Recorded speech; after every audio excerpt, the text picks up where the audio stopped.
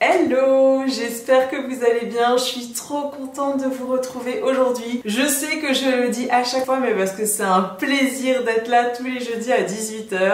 Et aujourd'hui, pour le premier jeudi du mois de décembre, je suis très contente parce que on aborde enfin un chapitre que vous m'avez beaucoup demandé, la pole dance. Je sais pas si vous avez vu, mais j'ai mis ma barre juste à côté. Je me suis habillée avec une couleur un petit peu acidulée parce que croyez-moi que la pole dance c'est un sujet qui fait tout le temps parler. Alors, si vous êtes content de me retrouver aujourd'hui, n'hésitez pas à me mettre le petit pouce vers le haut.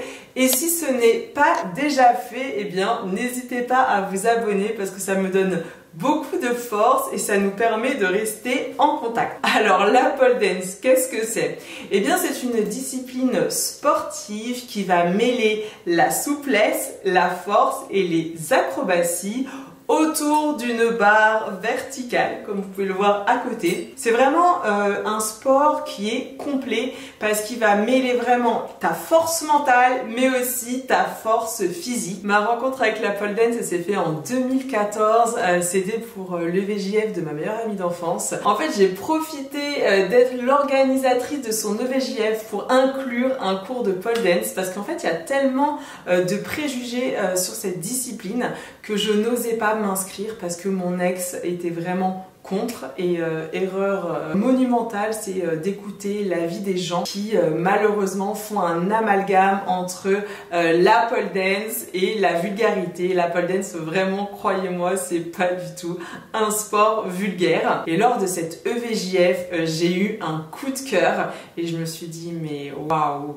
Ce qui s'est passé, c'est que je me suis pas inscrite tout de suite en cours parce que j'avais honte, j'avais peur. Et un an après, donc le 19 mai 2015, j'avais noté la date, je suis allée à mon premier cours de pole dance et vraiment je me suis dit mais pourquoi je n'ai pas commencé plus tôt. D'ailleurs je vais en profiter pour faire un rebond sur le striptease parce que souvent les gens font l'amalgame entre le striptease et la pole dance.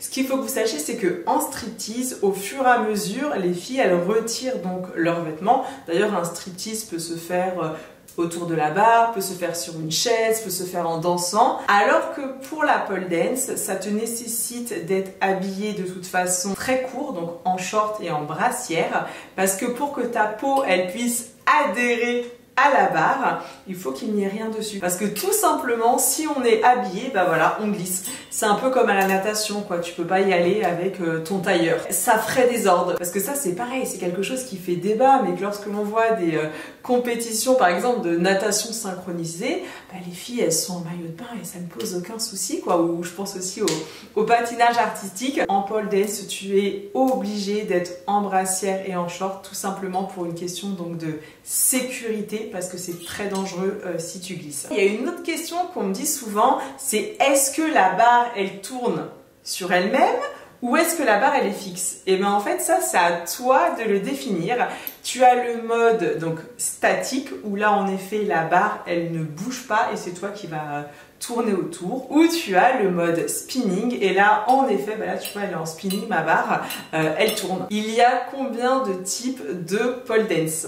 Alors je vais vous répondre à la question mais en sachant que je vais peut-être oublier des petites choses, donc si j'en oublie et que vous êtes professionnel de pole dance ou passionné, n'hésitez pas surtout à le dire dans les commentaires. Pour moi tu as donc la pole dance classique. La pole dance classique, c'est vraiment, tu fais des figures autour de la barre et tu as plusieurs niveaux. Donc le niveau 1, c'est initiation, le niveau 2, c'est débutant, le niveau 3, c'est inter. Il peut même avoir plusieurs niveaux d'inter. Ensuite, tu as expert ou pro. Mais ce qu'il faut savoir, c'est que ça dépend de chaque école en fait. T'as pas de règles précises. C'est assez aléatoire, mais en général, dans la globalité, c'est ce que je viens de vous énoncer. Tu as aussi la pole choré. Alors moi, la pole choré, j'adore. C'est tout simplement de la danse autour de la barre. Donc tu fais une chorégraphie autour de la barre. Quand j'ai commencé la pole choré, je m'étais acheté des plis pleaser. Ça c'est pareil, soit on aime, soit on n'aime pas. Et la Paul Corée, tu peux la faire soit en talons ou tout simplement pieds nus. Je m'étais aussi prise celle-ci. Alors celles-ci, elles font un petit peu plus femme fatale. Hein. Pour le coup, je les trouve trop belles, mais j'ai le pied large. Du coup, j'ai jamais pu rentrer mon pied. Mais comme je les adore, je les mets en vitrine. Et après, dans un autre style, vous avez la Paul exotique.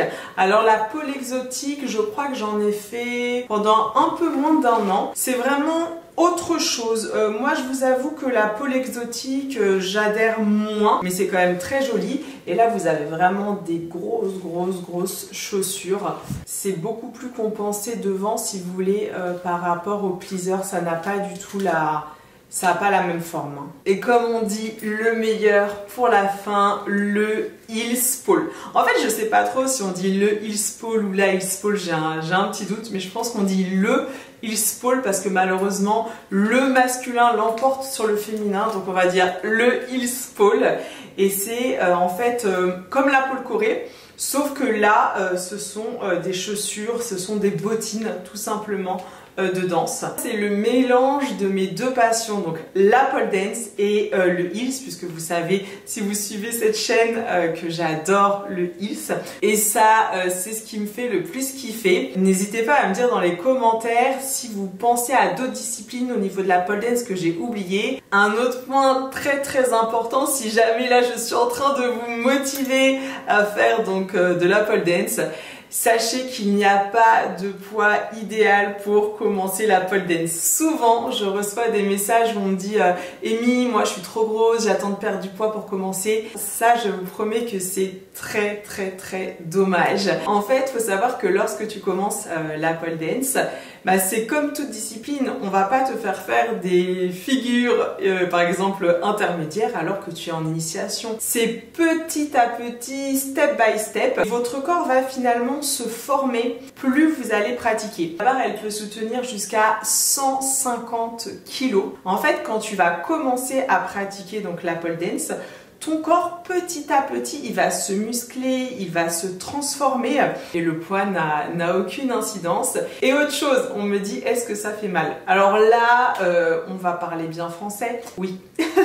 En fait, quand tu commences, franchement, le rapport à la barre de pole, ça peut être un petit peu douloureux. Souvent, tu vas avoir des bleus, tu peux avoir des petites brûlures. Tes mains aussi, tu peux avoir des callosités qui se forment si tu en fais beaucoup trop. Parce que tout simplement, bah, plus tu vas attraper donc la barre et plus, bah, si tu veux, tu vas avoir comme un espèce de maintien et ton corps se forme au fur et à mesure. Ça peut aussi développer tes épaules. D'ailleurs, je sais pas si ça se voit là. Mais moi là, j'ai repris la pole donc il y a un peu plus d'1 mois et justement je faisais des petits exercices l'autre fois dans la glace et je me suis dit mais attends, je suis en train de bien me muscler moi. Donc oui, tu peux avoir mal, mais tu verras aussi que physiquement tu auras une petite transformation qui est plutôt agréable. Et là je pense que je vous ai tout dit sur la discipline.